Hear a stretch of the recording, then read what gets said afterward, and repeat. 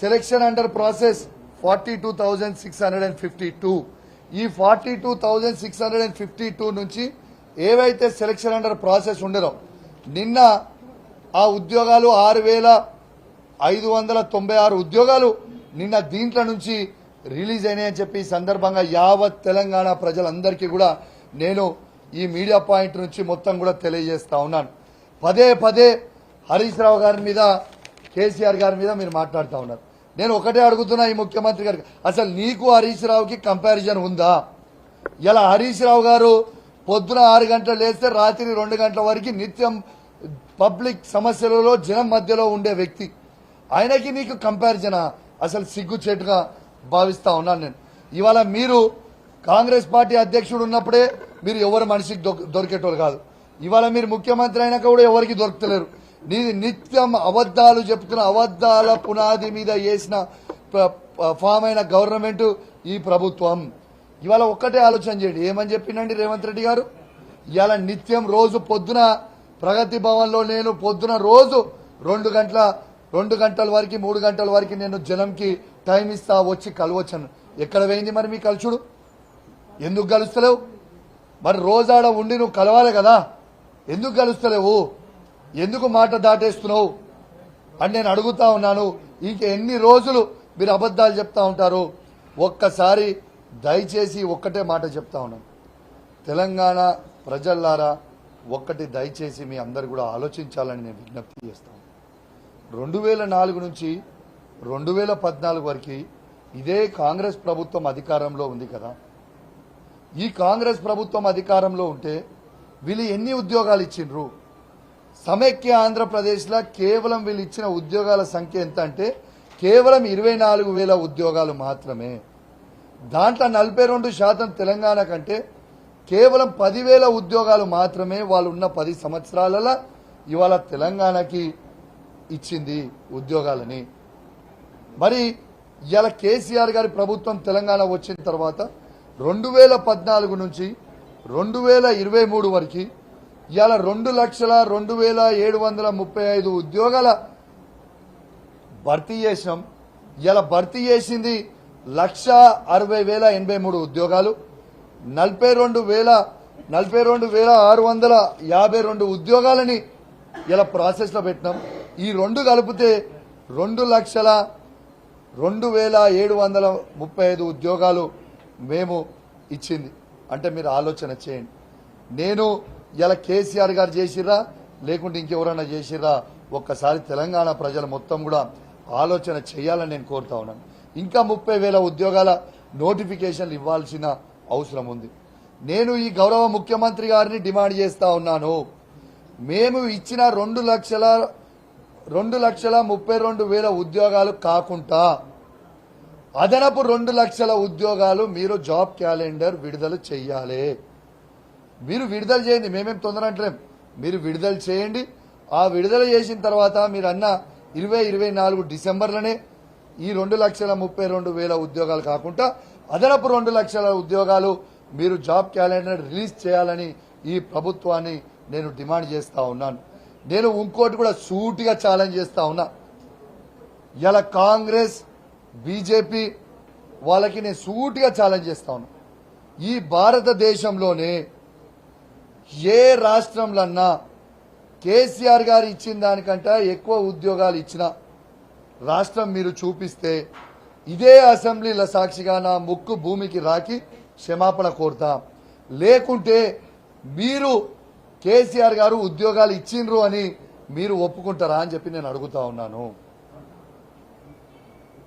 ఇలా simple comparison యావత్ భారతదేశంతోనే నేను కంపేర్ చేస్తున్నా.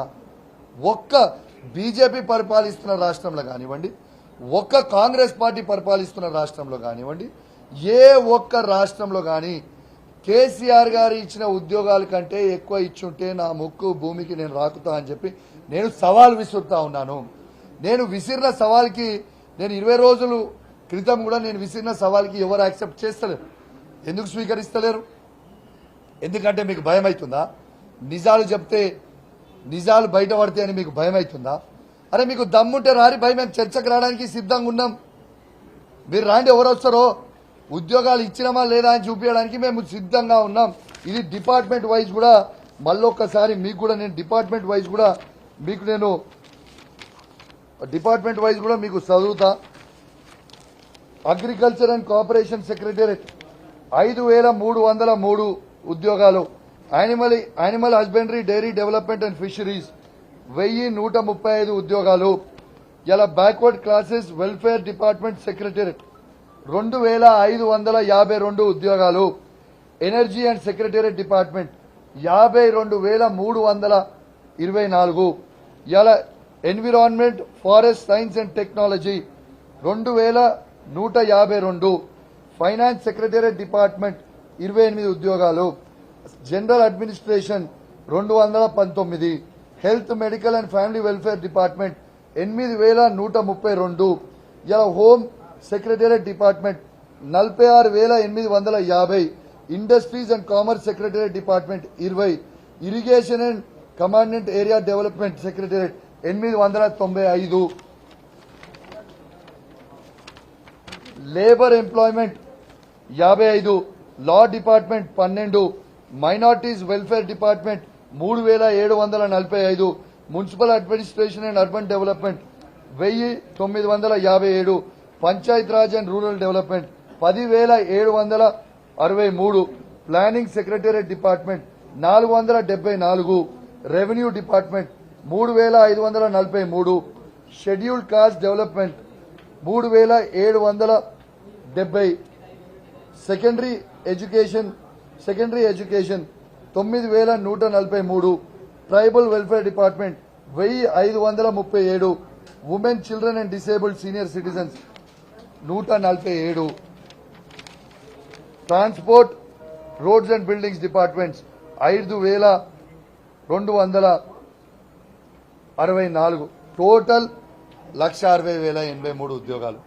ఎందుకే ఎన్ని రోజులు అబద్దాలు ఆడతారా? మీకు సిగ్గు అనిపిస్తలేదా ఇంకా అబద్దాలు ఆడడానికి అని చెప్పి నేను అడుగుతూ, మీరు బిల్లా రంగం అని పదే మాట్లాడుతూ ఉన్నారు. బిల్లా రంగంని ఎందుకు వాడుతా ఉన్నారంటే, ఆ బిల్లా రంగం అనేటైనా మన తెలంగాణ రాష్ట్ర ముఖ్యమంత్రే బిల్లా రంగం కాబట్టి పదే ఆ మాట మాట్లాడుతూ ఉన్నాడు. ఇవాళ ఆయన గురించి ఆయననే చెప్పుకుంటా ఉన్నాడు. ఇవాళ నీకు ప్రజల అధికారం ఇచ్చిర్రు, నువ్వు ప్రజలకి ఏం చేస్తావో చెప్పు, కానీ నీ నోటు ఎటువంటి వారేసుకుంటే ప్రజలందరూ కూడా చూస్తా ఉన్నారు, గమనిస్తా ఉన్నారు. ఖచ్చితంగా ఈ వచ్చే పార్లమెంట్ ఎలక్షన్లలో నీకు బుద్ధి చెప్తారు. నువ్వు ఇట్లాంటి మాటలు మాట్లాడితే నీకు బుద్ధి చెప్తారు. అసలు నీకు సిగ్గు శరం ఉందా అని అడుగుతా ఉన్నాయి ముఖ్యమంత్రి ఏమంటాడే, కేసీఆర్ గారు కొనరి ఊపిరితోని ఉన్నారు, కాంగ్రెస్ కార్యకర్తలకు అప్పచెప్తున్న గొంతు విసికి చంపండి అని అంటారు. అట్లాంటి మాటలు మాట్లాడొచ్చా ఒక రాష్ట్ర ముఖ్యమంత్రి? ఇలా కేసీఆర్ గారిని తెలంగాణ తెచ్చిండు కాబట్టి చంపమంటున్నావా? ఇలా కేసీఆర్ గారు రైతులకి రైతు బంధు ఇచ్చినందుకు చంపమంటున్నావా? కేసీఆర్ గారు ప్రతి ఎకరానికి నీళ్లు ఇచ్చినందుకు చంపమంటున్నావా? కేసీఆర్ గారు ప్రతి ఎకరానికి కరెంట్ ఇచ్చినందుకు చంపమంటున్నాం? కేసీఆర్ గారు ప్రతి ఆడబిడ్డకి కళ్యాణ లక్ష్మి ఇచ్చినందుకు చంపమంటున్నాం? కేసీఆర్ కిట్లు ఇచ్చినందుకు చంపమంటున్నాం? కేసీఆర్ గారు మీ కాంగ్రెస్ ప్రభుత్వం 200 రూపాయల పెన్షన్ ఇస్తున్నప్పుడు 2000 రూపాయలకి పెంచినందుకు చంపమంటున్నాం?